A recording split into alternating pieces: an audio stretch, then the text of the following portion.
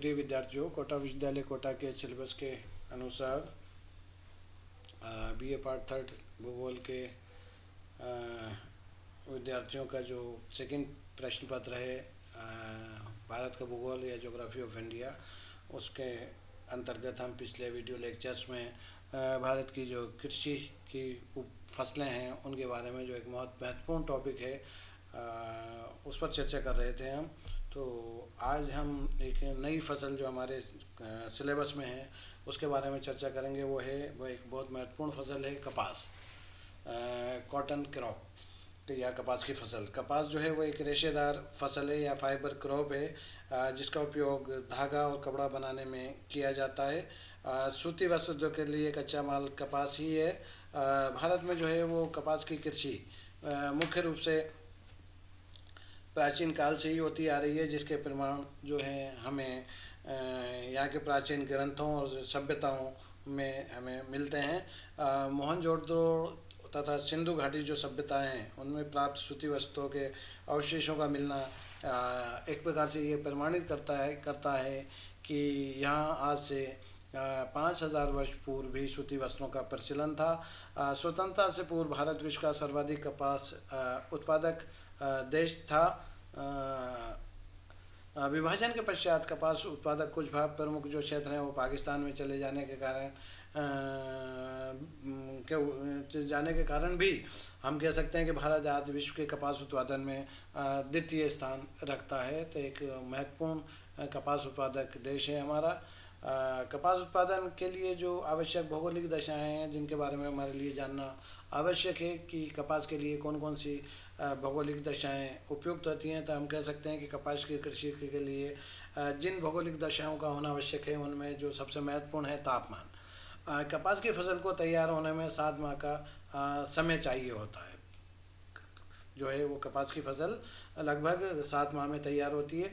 अतः इसके लिए 200 दिन पाले रहित होना भी आवश्यक है। ये भी एक नितांत आवश्यकता है इसके लिए कि 200 दिन पाले रहित होना चाहिए, क्योंकि पाला इस फसल के लिए जो है वो घातक होता है। इसके लिए 22 डिग्री से 28 डिग्री सेल्सियस तापमान चाहिए और पौधे के बढ़ने के लिए ऊंचा तापमान तथा स्वच्छ आकाश भी आवश्यक है। तो ये तो तापमान संबंधी दशाएं जो इसके लिए आवश्यक हैं कि 200 दिन पाला रहित हों, तापमान जो है 22 डिग्री से 28 डिग्री सेल्सियस के मध्य हो, साथ ही पौधे के बढ़ने के लिए ऊंचा तापमान हो और स्वच्छ आकाश हो। जो दूसरी महत्वपूर्ण जो जलवायु संबंधी या भौगोलिक दशा है वो है वर्षा। कपास के लिए 50 से 100 सेंटीमीटर वर्षा वाले जो क्षेत्र हैं वो उपयुक्त होते हैं। तो ऐसे क्षेत्र जहाँ पर तापमान की उपयुक्तता तो है ही, उसके साथ वहाँ उन क्षेत्रों में वर्षा की जो मात्रा है वो 50 से 100 सेंटीमीटर के अगर मध्य है तो वो क्षेत्र कपास उत्पादन के लिए उपयुक्त माने जाते हैं। और कम वर्षा होने पर सिंचाई की आवश्यकता होती है एवं अधिक वर्षा होने पर पौधे बीमारियों व कीड़ों से डोडियाँ नष्ट होने का जो है वो एक प्रकार का डर बना रहता है। तो ये एक महत्वपूर्ण चीज़ है कपास के उत्पादन के लिए। तो इस प्रकार की स्थिति नहीं होना चाहिए जिससे कि कपास की फसल को हानि होती है या उसकी फसल को एक प्रकार से नुकसान होता है। जो एक तीसरा जो महत्वपूर्ण भौगोलिक पक्ष है या भौगोलिक दशा है वो मिट्टी। भारत में जो है वो कपास मुख्यतः गंगा व सतलज की कछारी मिट्टियाँ एवं गुजरात की काली मिट्टी में पैदा की जाती है, उत्पन्न की जाती है। मालवा एवं हड़द की जो चिकनी मिट्टी भी इसके लिए जो है वो ऐसा माना जाता है उपयोगी है। वर्तमान में इसकी कृषि का विस्तार अर्धशुष्क एवं शुष्क प्रदेशों में नियंत्रित सिंचाई की सहायता से बलुई मिट्टी में भी तेजी से हुआ है। तो ये कहा जा सकता है कि मिट्टी का भी एक महत्वपूर्ण स्थान है और जिन क्षेत्रों में मुख्य रूप से महाराष्ट्र और गुजरात में जो इसका उत्पादन होता है कपास का, वहाँ पर मुख्य रूप से जो काली मिट्टी है वो इसके लिए बहुत उपयुक्त है इसके उत्पादन के लिए। चौथी जो स्थित भौगोलिक आवश्यक दशा है वो है महत्वपूर्ण रूप से श्रम की बात करें। अगर हम कपास की खेती में बुआई, निराई और डोडियाँ जो हैं इसकी जो डोडी होती है उसको चुनने के लिए सस्ते श्रम की भी आवश्यकता होती है। तो उन क्षेत्रों में स्वच्छता श्रम भी होना बहुत आवश्यक है, क्योंकि ये सारे कार्य हाथ से ही करना पड़ता है। चाहे हम बुआई की बात करें कपास की खेती में, या निराई की बात करें, या उसकी डोडियाँ जो हैं उनके चुनने की हम बात करें, तो उसके लिए श्रम की आवश्यकता होती है। तो अधिक श्रम चाहिए तो श्रम की और हाथ से करना पड़ता है, तो अधिकतर श्रमिकों को इसको काम में लगाया जाता है। तो श्रम का होना भी आवश्यक है, मानवीय श्रम का। उसके बाद अगर हम कपास की किस्मों की बात करें, तो भारत में 5 प्रकार की कपास की कृषि की जाती है मुख्य रूप से। तो भारत में, हमारे देश में जो कपास की किस्मों की बात करें, तो भारत में 5 प्रकार की कपास की कृषि होती है। और इसमें पहली जो है वो उत्तम रेशे वाली कपास है, सुपीरियर लॉन्ग स्टेपल कॉटन। इसका रेशा जो है वो 27 मिलीमीटर से अधिक लंबा होता है। और ये गुजरात, महाराष्ट्र, तमिलनाडु, कर्नाटक में मुख्यतः उगाई जाती है। और इसमें संकर 4, 6 और 7 और H4, वरलक्ष्मी, सी आइलैंड, देवीराव, सुचिन आदि किस्में जो हैं वो इसमें बहुत ही महत्वपूर्ण हैं, जो सबसे अच्छी मानी जाती है। दूसरी जो किस्म है इसकी, या दूसरा जो वैरायटी है इसकी, वो है लंबे रेशे वाली कपास, लॉन्ग स्टेपल कॉटन। इसका रेशा जो है वो 24.5 से 26 मिलीमीटर लंबा होता है। इसमें MCU 5, बुरी 1007, वरलक्ष्मी, संकर 4 किस्में जो हैं वो प्रमुख हैं।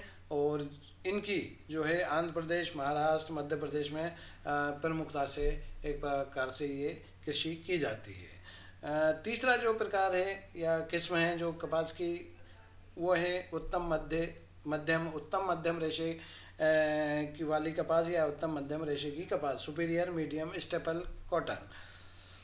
इसका रेशा जो होता है वो 22 से 24 मिलीमीटर लंबा होता है। और इसमें गावरानी 46, 12, 22, American AKH4, Khandesh, Virnar, Digvijay A15, 9, Madras Cambodia किस्में जो हैं वो हम कह सकते हैं कि इसमें प्रमुख हैं। और ये भारत में जो है सर्वाधिक रूप में या सबसे अधिक इसका ही उत्पादन किया जाता है, या सबसे ज़्यादा ये उगाई जाने वाली हमारे देश में कपास है।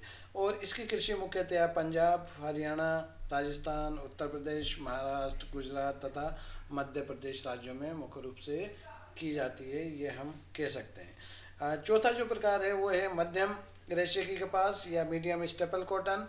इसका जो रेशा है वो 20 से 21.5 मिलीमीटर लंबा होता है। इस प्रकार की कपास की कृषि गुजरात तथा राजस्थान में मुख्य रूप से की जाती है।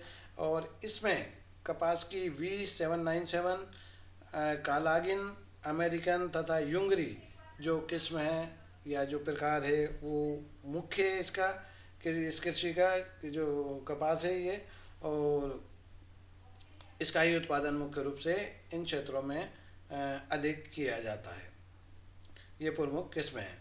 और पांचवा और अंतिम जो कपास की किस्में हैं वो है, पांचवी किस्म है छोटे रेखे जैसी कपास या शॉर्ट स्टेपल कॉटन। इसका रेशा जो है 19 मिलीमीटर से छोटा होता है। और इसकी कृषि मुख्य रूप से पंजाब, हरियाणा, राजस्थान, हिमाचल प्रदेश, जम्मू कश्मीर, महाराष्ट्र एवं मध्य प्रदेश जो राज्य हैं उनमें ही मुख्य रूप से इसकी कृषि